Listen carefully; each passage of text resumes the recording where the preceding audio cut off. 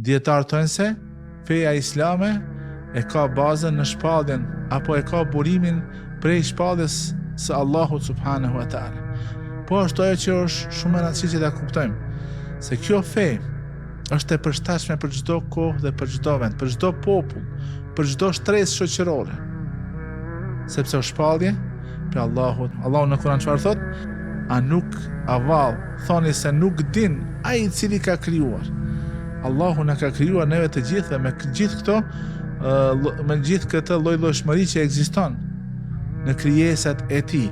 Dhe Allahu e din më së miri se çka e rregullon jetën e njeriut dhe ku është esenca e lumturisë në këtë botë dhe në botën tjetër.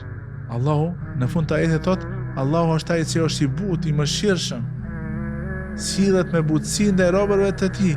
Po ashtu Allahu është El Khabir, i cili në hollësi i njeh të gjitha gjërat që kanë të bëjnë me robërit e tij, me njeriun i cili është krijesë që nuk është krijuar pa ndonjë qëllim në këtë botë, por është krijuar për një mision shumë të rëndësishëm.